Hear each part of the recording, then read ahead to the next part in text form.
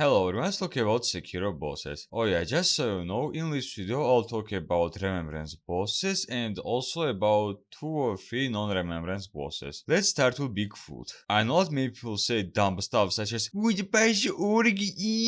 when someone doesn't praise this game, but I have one thing to say to these people. How fucking bad you must be at this game to stuck on this boss. The only problem you might have against this dude is his stupid that just teleports you in his hands from the other side of the map. Otherwise, he's super easy. Just hit, dodge, hit, dodge, repeat this until he's dead and that's it. This dude is one of the easiest boss in this game, especially if you play the other Souls games, because this boss is one of Dark Souls style bosses. You don't really need to parry him, just dodge and hit until he dies and that's it. The first non-basic mob as a boss and the real boss of this game is My name is Gyoubu Oniwa!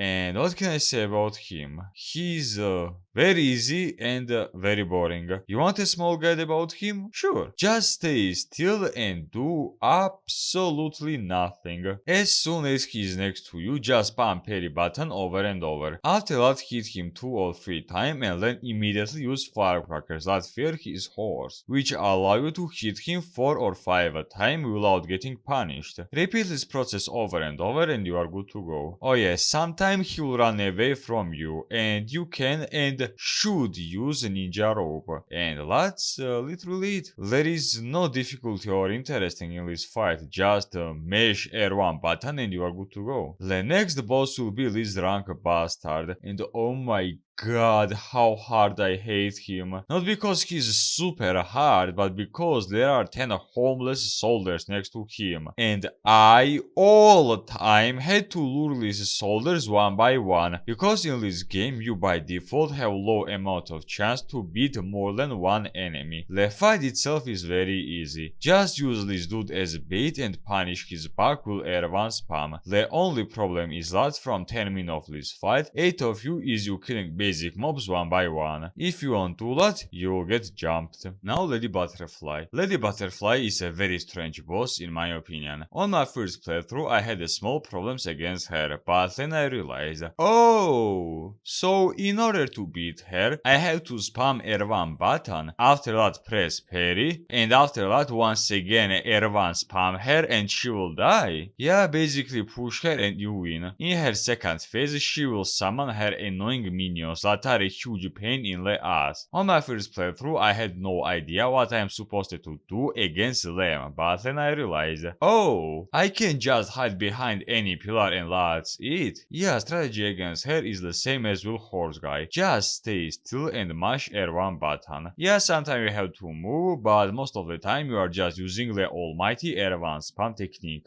Genichiro is easily the second best boss in this game. There are a few reasons for that. First of all, he is the only boss with interesting story in this game. Yes, his design, story, weapons and abilities are nearly stolen from Sasuke. But still, yeah, he's budget Sasuke because they both are sad emo boys, they have katana, can control lighting, they have awakened Sharingan and Amaterasu, and their main rival is a dude in orange cloth. Secondly, he is the Ides Gander of this game. This boss will teach you how you should play this game. And fuck me, he is a good teacher. On my first playthrough, I spent big amount of time on him, but I still think that he is a very good and balanced boss. All his moves are very predictable, and they do a reasonable amount of damage. Also, he can't be killed with simply hit parry strategy, and also you can study Mikiri counters on him. That can be punishing both for you and for him. If you got it right, you will do a good amount of posture damage, but if not, half of your health will be removed. The only thing I don't really like about him, outside of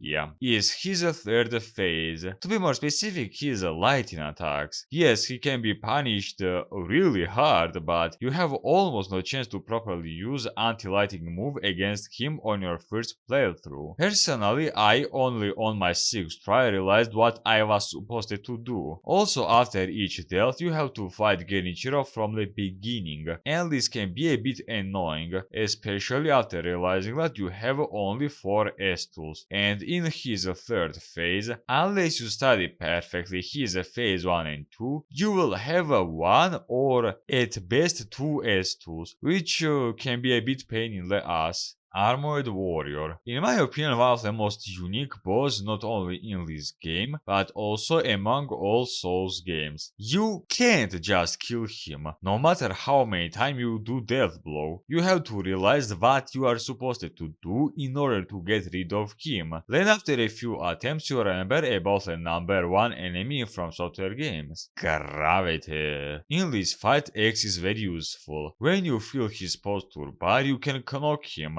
and you should realize that you need to throw him from the cliff. Yeah, most of the time you will fail to throw him, and because of that you have to be very careful from which direction you will push him. Now it's time for monkeys, and I will show you my first reaction when I fought them for the first time. Oh my fucking god, this is such a dumb and boring boss fight. One monkey is behind you invisible. One hears good, one sees good, one fights good, and with information you have to run at them over and over until you kill them. In my opinion, this fight is even worse than Moonlight Butterfly, because it's so boring, oh my god, and so uninteresting. Like, how can someone even like this fight? This is Battle of Chaos level bullshit, if not worse. Now Guardian Ape, and I don't know who was the person who created this boss, but he either was a huge troll who was bullied his entire life, or a big brain game developer who should get more rice. And to be honest, I'm not really sure which one is he. First of all, Sekiro's combat system just does not work against big monsters or more than one enemy, because you do very shitty damage per hit, and filling big monsters posture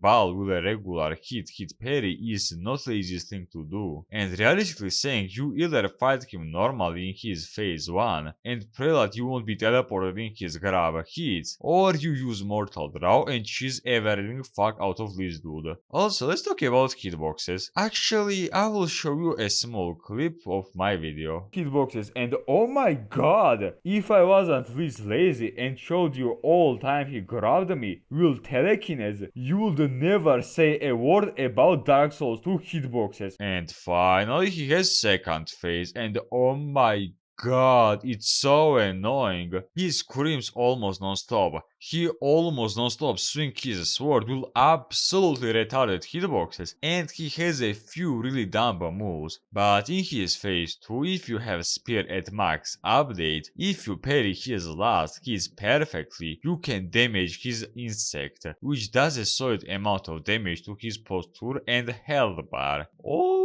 If you don't have it, you can use a strategy that I call washing monkey. In his second phase, after a scream, sometimes he uses this move that I call swim move. After this move, you can either hit him 2 times with a regular R1 or once or twice with Mortal Draw, if you are lucky. Yes, this takes a long time. Very long time. But hey, at least it's working. And basically this fight is you running around while you are waiting for this move, hit 1 or 2 times and repeat. And then finally, after 10 minutes of running around like crazy, we finally kill him and never see him again.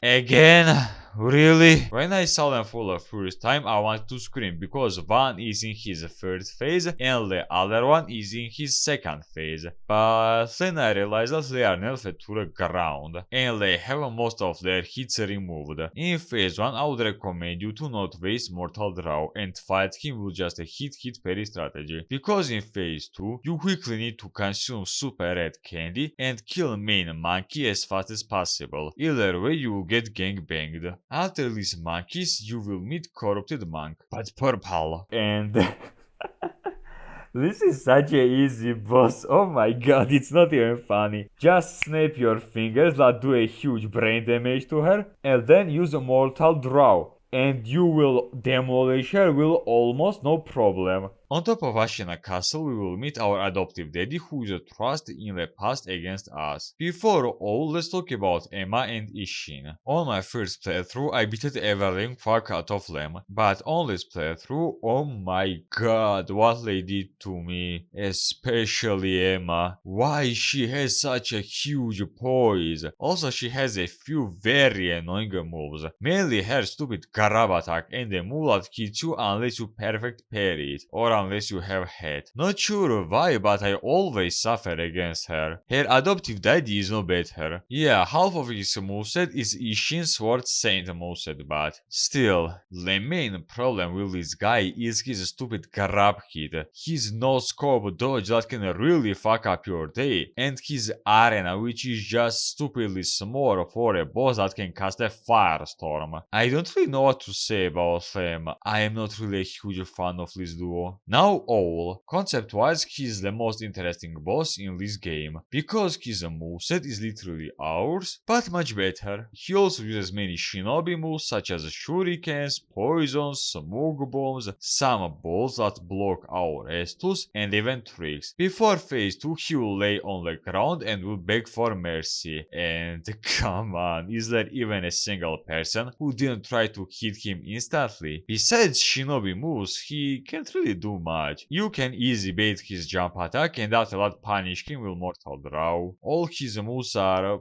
minus predictable and that's it. Oh yeah, one very important thing. Remember, he knows and does everything you know. So if you use Mikiri, he will use Trust. Despite being pretty easy boss, I like this boss. And if I had to make a top of the best bosses in Sekiro, he would be at number 3 right after Ashina boys. After him, you will fight a real corrupted monk. Her phase 1 is literally the same, but this time you can't give her brain damage with fingers. I would highly recommend you to not waste mortal draw in phase 1 and try to fight her with just Mikiri counter and hit parry strategy, because you will need them later. Her phase 2 is just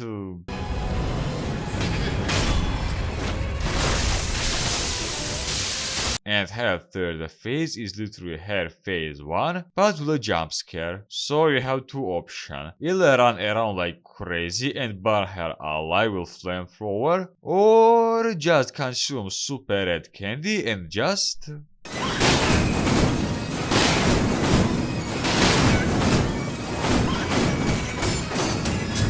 Before Isshin, we have to fight Genichiro, but fuck Genichiro way of Tomoe. I have a full video about him and why he can go fuck himself. Now it's Isshin's Sword Saint's time. Honestly, he's a pretty cool boss. He wants you to do everything you learned in this game. In phase 1, he wants you to push him 24/7 while doing Mikiri counters against him. And trust me, in his phase 1, he just spams Mikiri moves. Yeah, because of Sekiro's dumb logic, aka unless you received a punch at least 3 times, you won't be able to know which Mikiri counter or which move you should use, jump or dash. In his phase 2, he will summon a helmet from his ass and will start to hunt you down. I honestly think that his second phase is the hardest part of this fight, mainly because he gets a huge range advantage, a few really strong moves, and 8-hit wombo combo, and if you fuck up at least once, you are just dead. Also, he has a gun. A fucking gun! And then we have his final phase, which is probably easiest part of this fight. Why? Well, because he just non-stop spams you with his lightning moves, and you can and should just ricochet it at him and do insane poisoned health damage. So yeah, just wait until he uses lightning attacks and you will easily win this fight.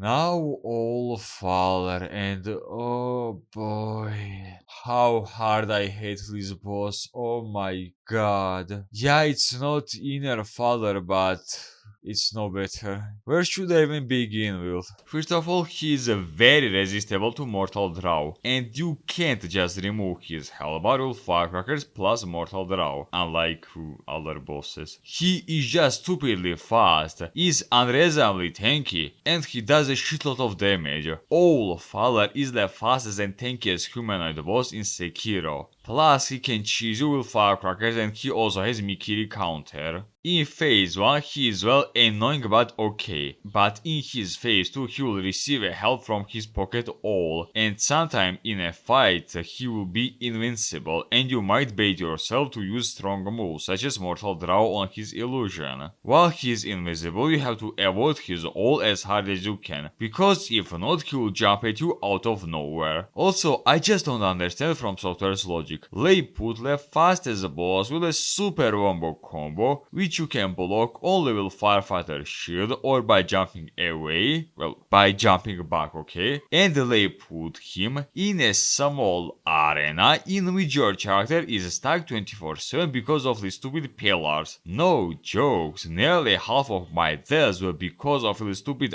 arena, which is just way too small for this boss. I deleted Sekiro after a while against him, but then I saw YouTube guide in which one dude used Ichimonji double and I was like, well, okay, let's give it a try. Yeah, in this fight I fully convinced myself that combat art in Sekiro are garbage. The most useful combat art against him is Dragon Slash. Others are just not worth it against this dude. So yeah, just study every single his fart and you will win this fight. Yeah, he is a cool boss, but honestly, fuck this boss. Now Demon of Hate, probably the dumbest boss in this game. Why? Well, because he just does not work in Sekiro as a boss at all. Like I said about Guardian Ape, Sekiro's combat is just not made for big monsters. You just do a pathetically low amount of damage to him with a regular hits. He has insane posture and health bar. He has 3 phases in which he spams you with a variety of fireballs that have absolutely idiotic hitboxes, and he gives zero damn about Mortal Draw. It just barely tickles him. And to be honest with you, in this boss fight there is only one good combat art. I am talking about this move, because while you are in mid-chase, you can use this combat art and very quickly jump in front of him while dodging his hit. Yeah, it's effective, but you still have to be very careful because he can just 2-shot or even 1-shot you with his dumb fireballs. But if you have Firefighter head, you can unironically face tank him to death. Just stay under him and spam R1, and as soon as he does something, just press head and you negate any damage that he does, besides his charge hit. His phase 3 is a joke if you have a finger at max level, because it allows you to stun him 3 times in a row, which gives you insane advantage. So yeah, either you get head and a finger and put them inside his ass, or he will make you suffer, which is a pretty shitty boss balance, let's be honest. And that's pretty much it. With this I'll say bye bye to you and I'll see you next time.